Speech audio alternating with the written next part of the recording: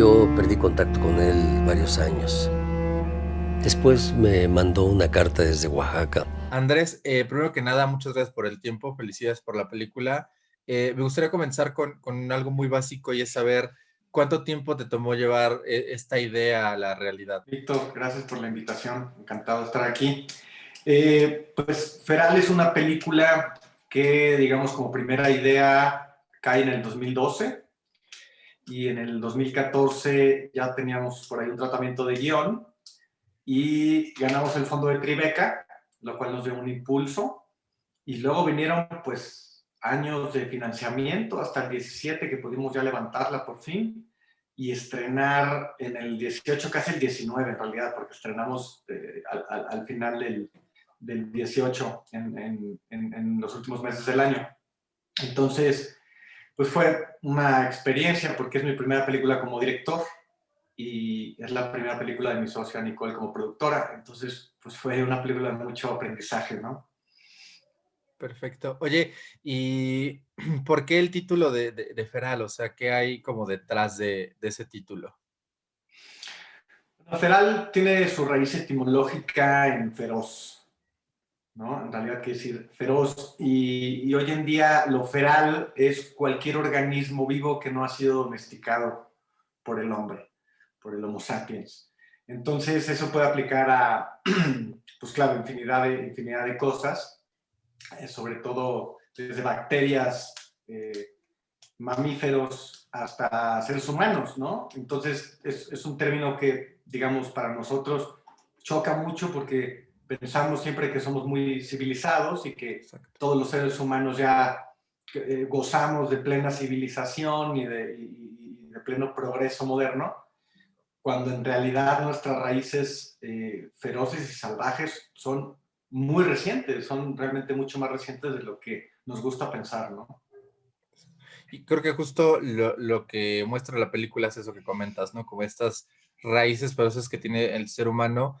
Y me gustaría saber cómo encasillarías tú a tu propia película en un género. Digo, no sé si se puede considerar terror, se puede considerar suspenso. ¿Cómo la encasillaste tú al momento de crearla?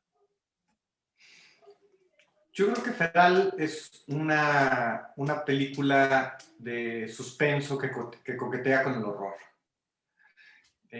Sin duda alguna es una película que de cierta manera lo que hace es que transita por géneros, ¿no? Empieza como una película investigativa, como un documental de investigación, y poco a poco se va desdoblando realmente en una experiencia horrorífica. Entonces, me gustaba mucho esta idea de transitar por los géneros, de experimentar por los géneros. De ahí la forma documental, de ahí el metraje encontrado, de ahí a las contradicciones entre personajes, el salto del tiempo, hacer una mezcla entre cine actual y cine de época, a dos líneas temporales.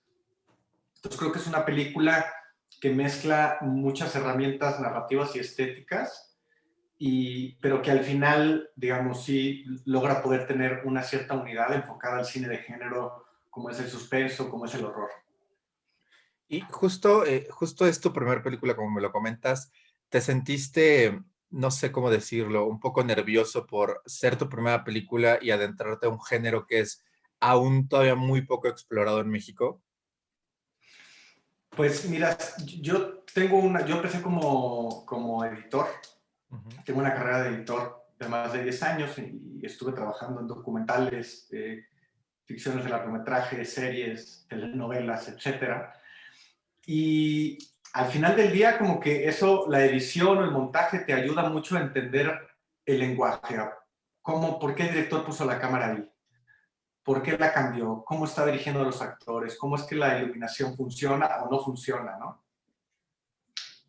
Te ayuda, es realmente, el montaje es súper poderoso para crear los mundos cinematográficos. Entonces, desde ahí yo me sentía como muy seguro narrativamente, pero la cuestión es de que yo no tenía experiencia en set. Yo había pisado un set rara vez cuando iba a pedir un disco duro o a copiar alguna escena o enseñar alguna escena de foco rojo. Entonces, digamos, el nerviosismo que yo tenía era el poder enfrentar al set. Y, pero en ese sentido, digamos, logré rodearme de gente muy talentosa y muy experimentada en el set, que creo que eso es básico, digamos, para el director novel y experimentado, ¿no? Para cualquier película. Pero está en la fotografía Mark Belver, que pues era alguien que, digamos, dio una muy buena mirada y me apoyó mucho en poder contar, que esta historia se contara como necesitaba ser contada. Laura García de la Mora en diseño de vestuario, el Pache Contreras en diseño de producción, Marco Hernández en maquillaje, en fin, toda la gente involucrada, todos los técnicos y artistas involucrados en el proceso de rodaje, pues eran gente muy experimentada que ya tenía esa experiencia. Y yo me enfoqué mucho, sobre todo, en prepararme en dirección de actores, que es algo que siempre he disfrutado, siempre me gusta mucho desde el teatro, y que creo que es también una base primordial cuando estás creando la película, porque si los actores no funcionan, aunque todos los elementos incluido el guión, estén perfectos, es muy difícil que la película se sostenga, ¿no? Perfecto. Andrés, y ya por último me gustaría saber, me comentabas un poco acerca de los monstruos internos y externos que tiene por ahí el hombre. A tu punto de vista, ¿cuáles monstruos espiaste con esta película? ¿O cómo podríamos hablar de una catarsis de Andrés con Feral? Bueno, pues o sea, digamos, yo creo que como yo, Onetti solía decir que todo cuento son confesiones parciales, ¿no? Y yo creo que toda obra autoral, y yo considero que este es el caso, es obviamente mucho de mí ahí, mucho de mis miedos, mucho de mis recuerdos infantiles, en el sentido no vivenciales, pero sí de absorber o de imaginación, ¿no? Entonces, pues, digamos, para mí fue una experiencia extraordinaria en muchos sentidos, un aprendizaje muy grande que espero perfeccionar además, digamos, en el cine que viene. Muchas lecciones aprendidas de todo tipo y seguir trabajando, digamos, los temas que para mí como autor me interesan, ¿no? Que básicamente son la religión y la familia.